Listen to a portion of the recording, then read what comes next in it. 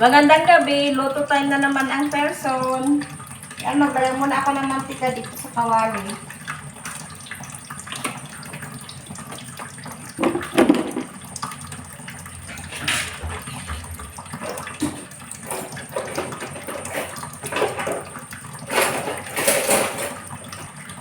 Yung puso sana ng saging yung lulutuin kong ulam namin ngayon kaso ayaw magpasungkit. Kaya buti na lamang may bunga yung papaya namin, kaya kumuha ko ng isang piraso na bunga ng papaya.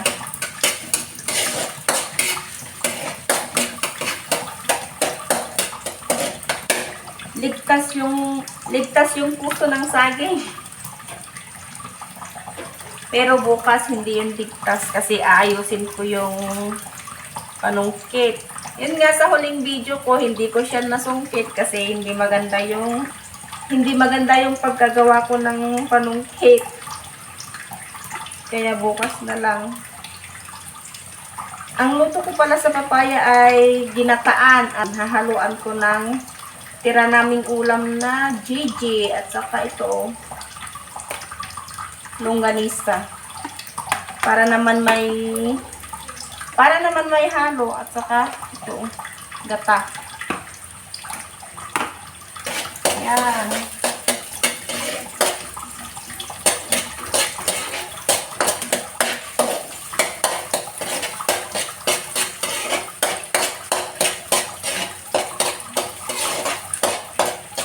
Pasensya na, maingay yung tubig namin. Naglalagay kasi ako dyan. Ayan, luto na itong niluto kong ginataang papaya. Ayan yung halong longganisa at saka yung GG. Ayan, luto na. Malambot na rin itong papaya, oh.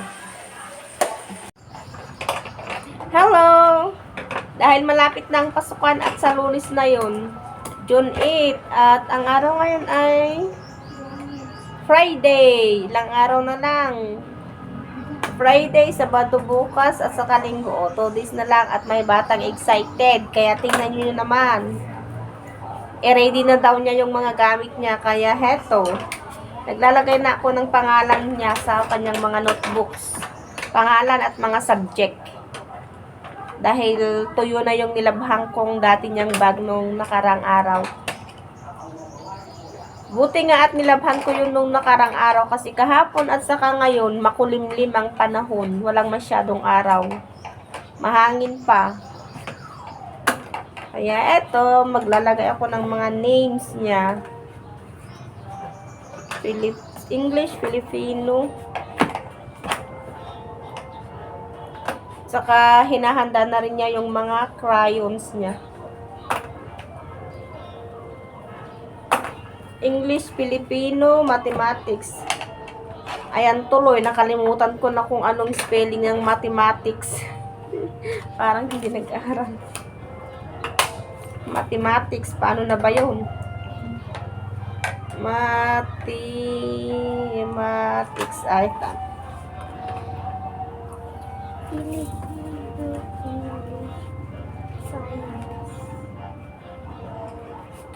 At saka nilalagyan ko din dito, oh. Dahil ito pwedeng ma-erase. Oh, di ba? Gamit lang ng alcohol at saka bulak, igano mo lang dito, wala na, tanggal na. Kaya dinodoble ko dito, oh, pintle pin. Pangalan lang naman niya yung nilalagay ko dito. Para may sign lang ba. Dahil siguradong marami na naman siyang kaparehang notebooks na ganito, oh.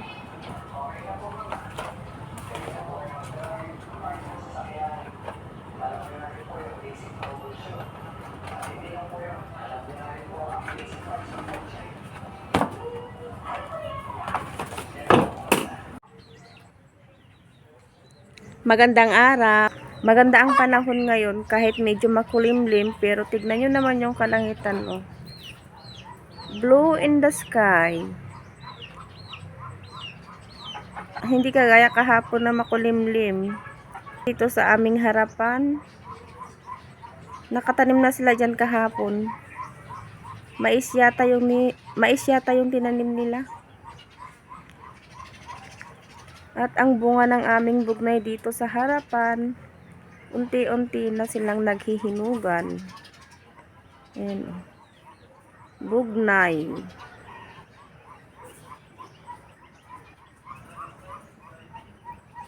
Yan. Yan yung ginagawang bugnay wine.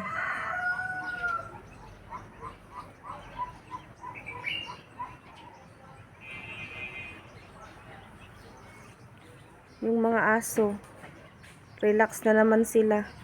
At may bisita na naman yung aso naming babae. Ayun o, yung kulay brown. Yan. Binabantayan naman ng kanyang mga anak.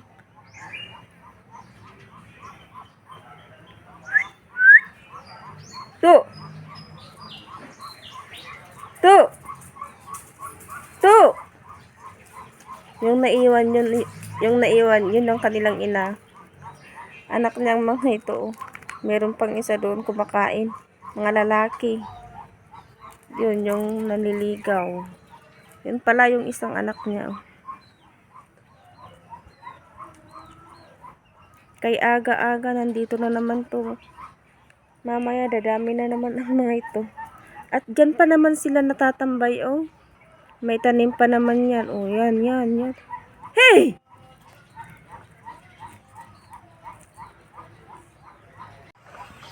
Pangalawang bunga ng aming abukado ngayong taon. Pero, nakakalungkot lang kasi. Ayan oh.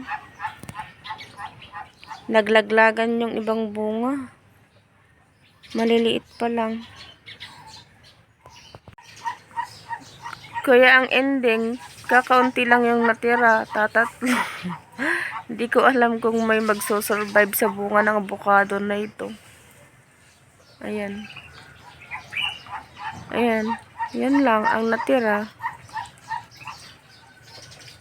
Yan. Bilang. Bilang sa kamay yung natirang bunga niya. Hello, magandang araw. Ngayon ay puntahan ko yung aking biyanan doon sa luti kung saan siya naghukay ng lupa para tamnan ng gulay at mais o di kaya mani. Ang panahon ngayon ay makulimlim kaya siguro hindi pa siya umuwi.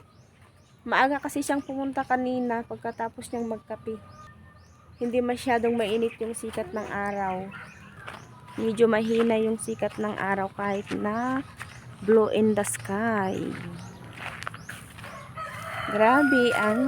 Grabe ang damo dito sa aming daanan. Oh. Hindi masyadong nagagamit.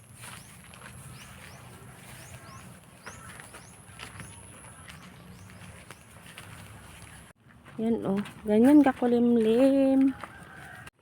Ayan, nandito na kami at mukhang pauwi na yata si biyanan. Yan oh.